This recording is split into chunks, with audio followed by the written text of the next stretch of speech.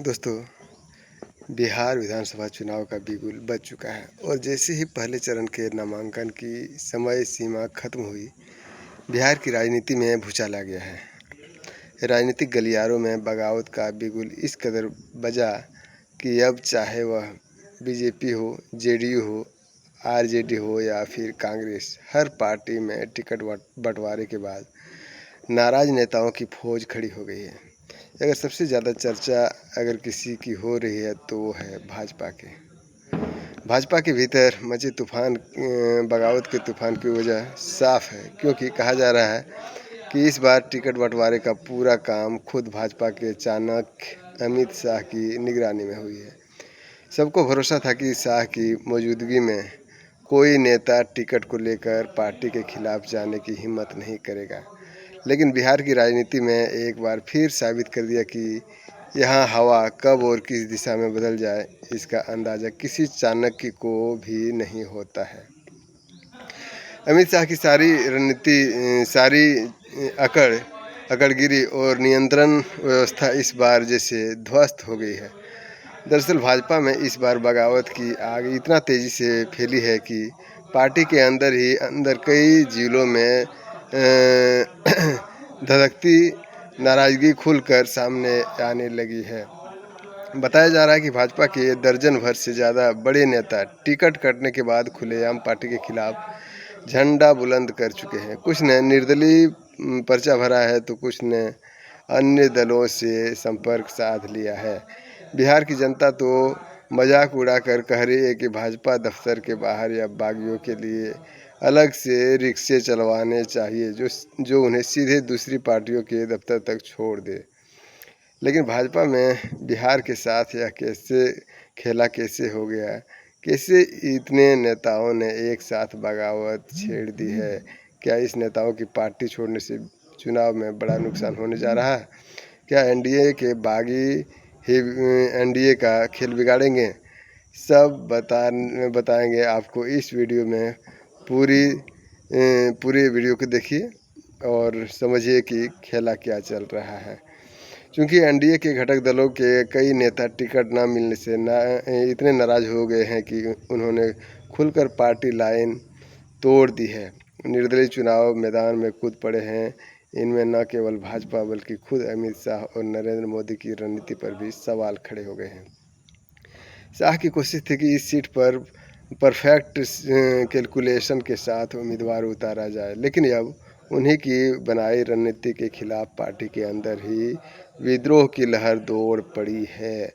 भाजपा की शीर्ष नेतृत्व ने इस स्थिति को भांपने के लिए कोशिश जरूर की। कई बागियों को मनाने के लिए दिल्ली से लेकर पटना तक नेताओं की बैठक का दौर चला। कुछ नेताओं ने दबाव में आकर अपना नामांकन वापस भी लिया, लेकिन कई बागी अब भी मैदान में डटे हुए हैं और अपने दम पर मुकाबला लड़ने के मूड में। असल डर यही है कि यह बागी जीते या हारे, लेकिन भाजपा का वोट प्रतिशत कई सीटों पर बुरी तरह प्रभावित कर सकता है। दोस्तों, यह वही सीट है जहां मुकाबला बेहद कांटे का होगा और कुछ हजार वोटों का फर्क पूरी तस्वीर बदल सकता है। उदाहरण के तौर पर देखें तो भागलपुर जिले के गोपालपुर विधानसभा क्षेत्र में जेडीयू विधायक नरेंद्र नीरज उर्फ गोपाल मंडल का टिकट कट गया। उनकी जगह पूर्व सांसद शैलेंद्र उर्फ वोमो मंडल को जेडीयू ने टिकट दे दिया है। इससे नाराज गोपाल मंडल ने पार्टी के खिलाफ मोर्चा खोल दी है और निर्दलीय पर्चा भर दिया है। इसी तरह महुआ सीट पर साल 2020 में जेडीयू के टिकट पर चुनाव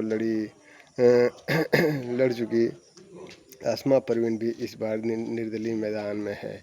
एनडीए की सीट शेयरिंग में यह सीट लोजपा रामविलास पासवान के खाते में चली गई है, जिसे यहाँ से संजय सिंह को टिकट दिया है। पिछले चुनाव में यहाँ जेडीयू दूसरे और लोजपा और तीसरे स्थान पर थी। इस सीट पर आरएलएम का भी दावा था, लेकिन अंततः यह सीट लोजपा को दे दी गई है, जिससे कई पुराने नेता खफा हो गए हैं। छपरा की बात करें तो यहाँ भी भाजपा के टिकट की प्रमुख दावेदारी राखी गुप्ता पार्टी के फैसले से नाराज होकर निर्दलीय मैदान में उतरा है।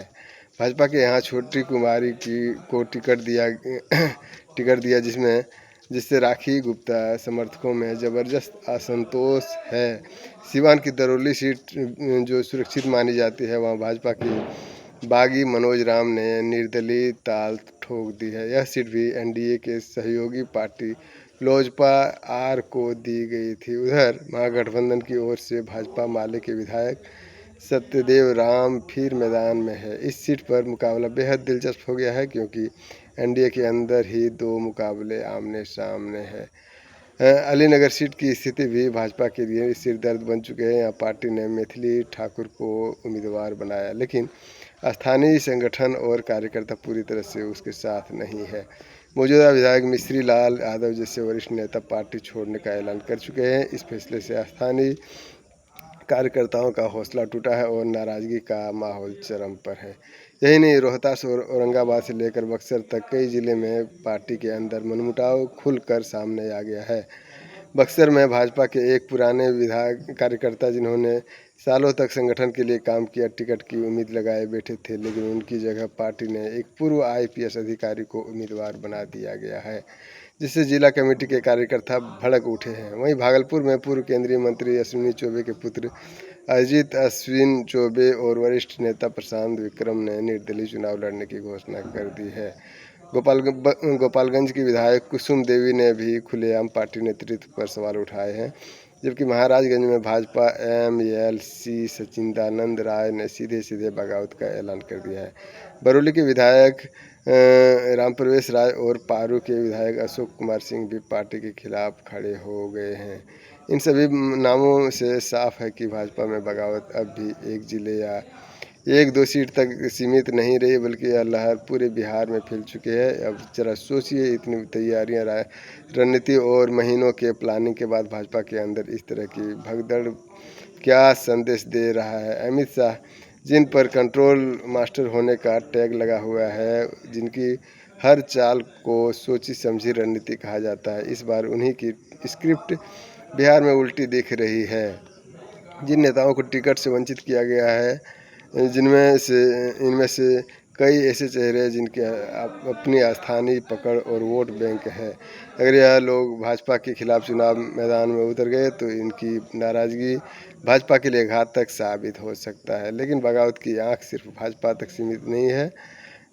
एनडीए की सहयोगी पार्टी जेडीयू में भी असंतोष की लहर तेजी से देखने को मिल रहा है।